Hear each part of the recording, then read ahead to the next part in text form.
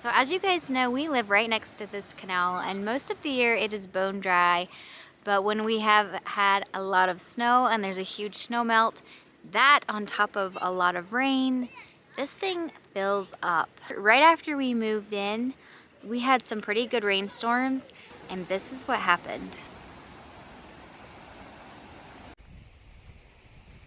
So we wanted to walk down this path to see the damage of the rain, and it is so bad. It has completely taken out the trail. So I'll show you. This morning, this is what it looked like, and now this is what it looks like. So glad we told our kids not to come on this trail for a long time, but this is nuts. So water levels rise at night, it seems. So after the day's melt occurs, the snow melts, and then the water levels rise at night. And I was planting these blueberries, and I was so excited for them, and as I was planting them, I could just hear like chunks of the canal walls falling into the canal and the water rising, and I just had this fear that all my work was just gonna get washed away.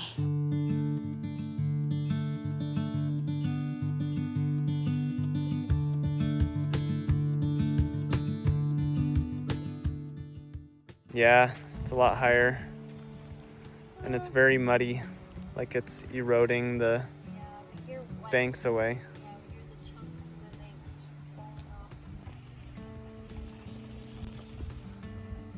We have definitely felt nervous living here, and that's not a fun feeling right after you get moved into somewhere. So after having these worries and being concerned, that's when we saw our community take action. A truck pulled up from the county, and I was just standing on my driveway enjoying the nice morning, and they came up and said, "Hey, are you using that tree over there?" And I said, "One of them we're using for a kind of a play set for our kids, but you can take the other one." They said, "Okay, great. We're gonna use it to secure the canal, to kind of shore up the edge." So apparently there's gonna be some heavy equipment coming over later to grab this downed tree.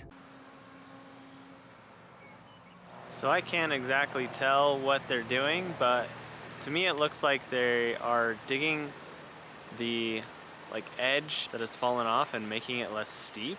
Comment below if you know what they're doing. Felt really comforting to know that our community was ready for if there was ever a flood here. In the end, I think we feel like we're gonna be safe and we're gonna be okay.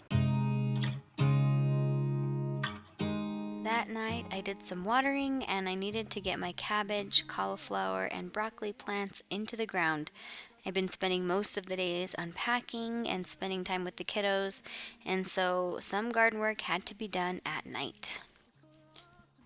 I did not thin them out, so we have lots of overcrowded plants. I should have done that. There's 3 in here, but you cannot have 3 broccoli plants. Some things are fine close, but I'm gonna kill 2 of these, and I'll plant that one.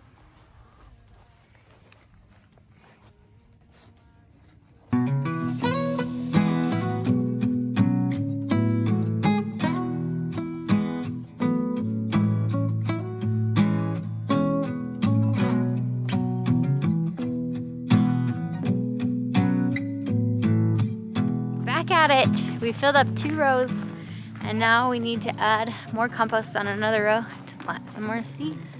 I have my crew here, ready to help. Look at these bushes over here. I see 5. You see 5 ladybugs? Yeah. In all of these giant pokey weeds, we are finding tons of ladybugs. I see one.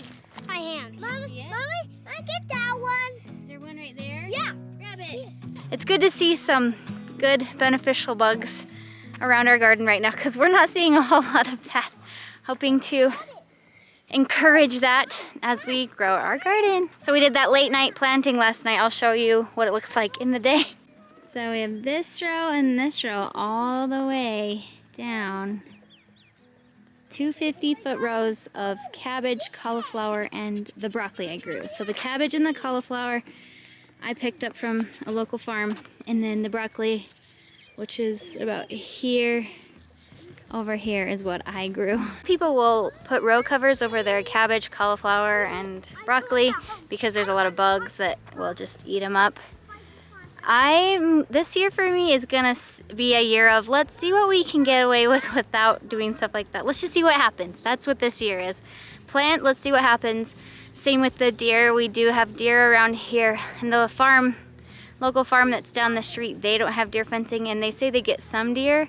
And we have a couple neighbors just south of us who don't have a deer fence, and they get deer, and they said the deer come and nibble, but they walk past. So I don't think they're a super aggressive threat, but so I don't feel like putting up a giant 8-foot wall fence around our property just until yet.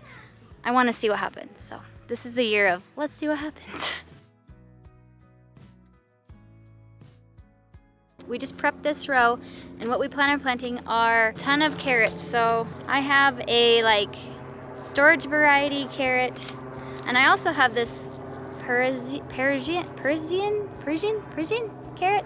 It's like a really short carrot. Carrots need really loose, loamy soil to be long and healthy.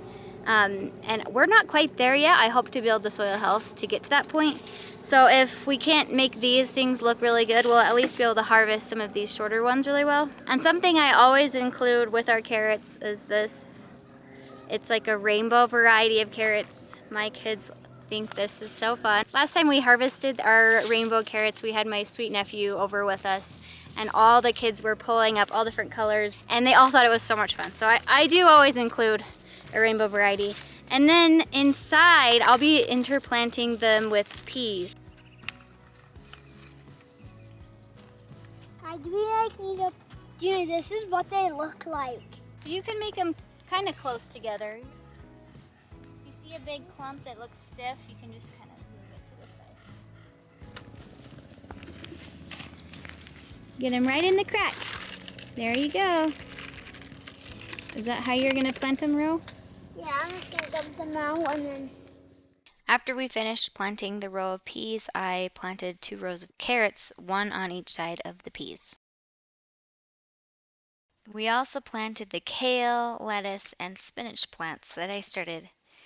Some exciting news, our potato plants are coming up and looking so good, as well as the onions we planted. Seeing new life spring from the soil never gets old. Next week, we will be getting all 10 of our fruit trees planted. We'll also be putting in our berry patch full of raspberries, blackberries, and strawberries. We are slowly converting this property into our High Desert Homestead, and I love it.